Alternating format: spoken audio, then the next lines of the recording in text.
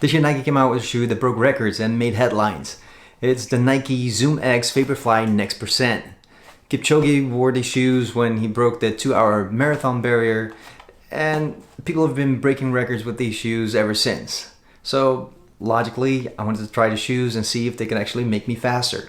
I recently tested the Nike Zoom Fly SPs, which have basically the same fit and shape as the Next Percent, but the Next Percent is actually even lighter.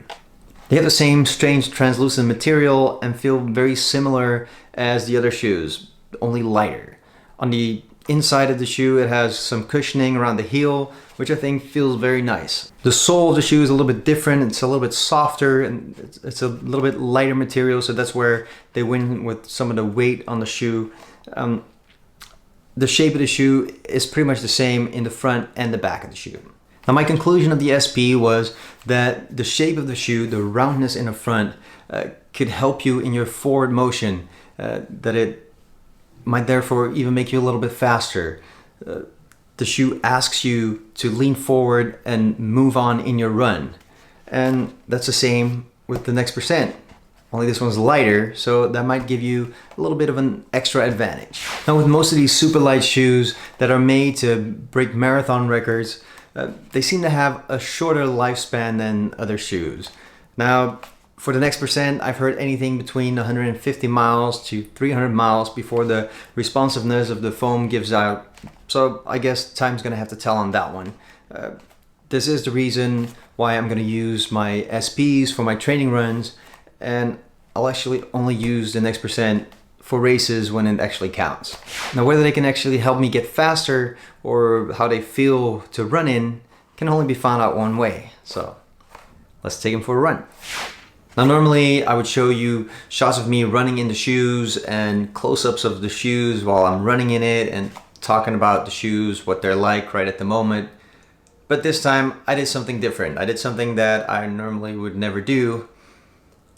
I ran in them for the very first time at a race.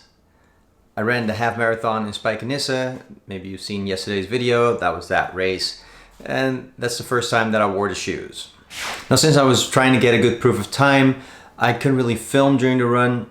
I filmed a little bit of me walking to the start and once while I was running, but the footage is not really great, and I couldn't really talk about what I thought about the shoes during the run, so I figured I would do that now.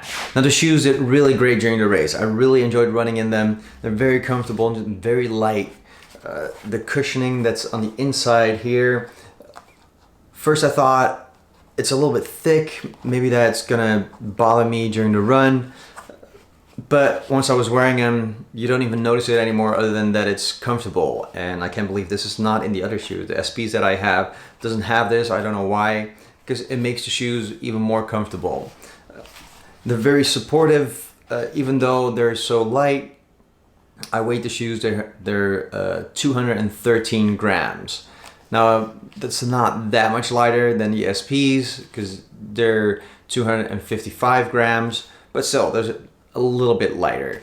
Now, the Ultra Boost 19s that I have, they're 338 grams, so that's more than 100 grams heavier per shoe.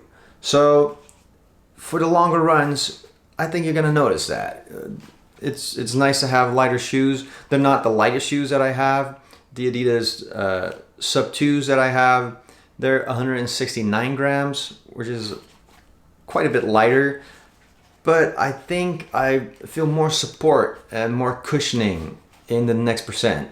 So I really enjoyed running in these. The last time I ran a marathon in the Sub 2s, I was kind of feeling it at the end of the race. There's support in there, it has boost, but still, when you're running 42 kilometers in a very light shoe,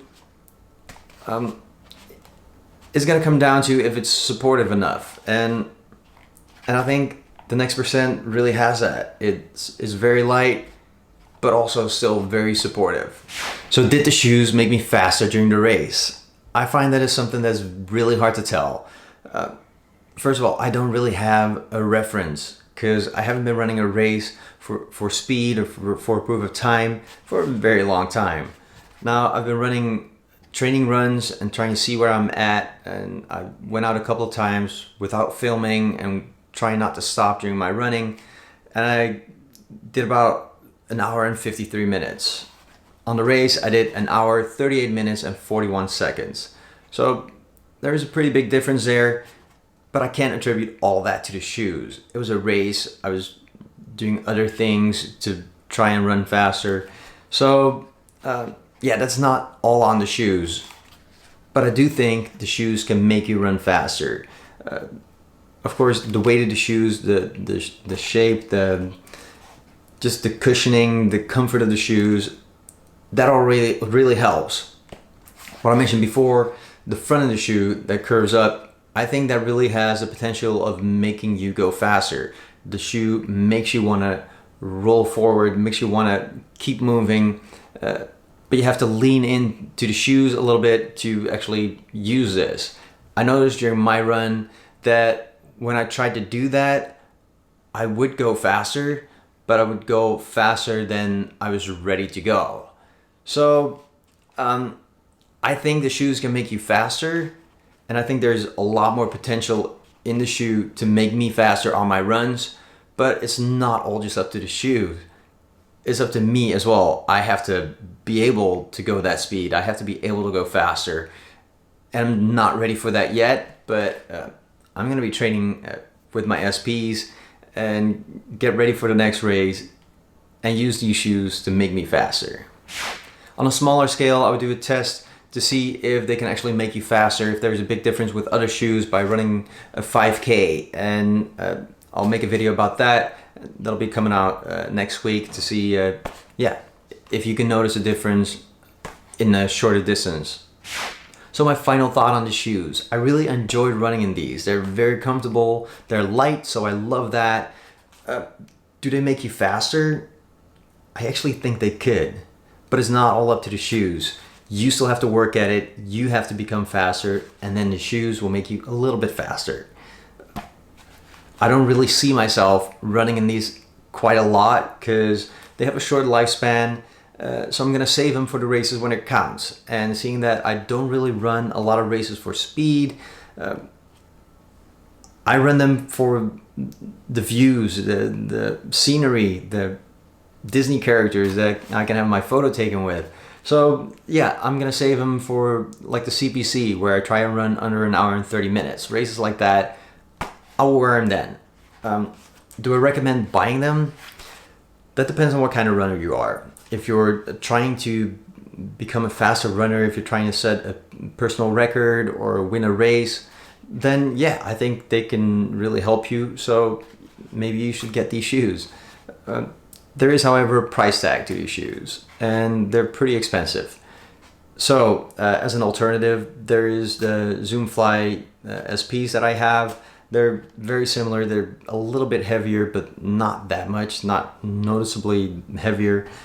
And they're really great shoes, and they're a lot cheaper. So if you're on a budget or it doesn't matter that much, then just get the Zoomfly SPs.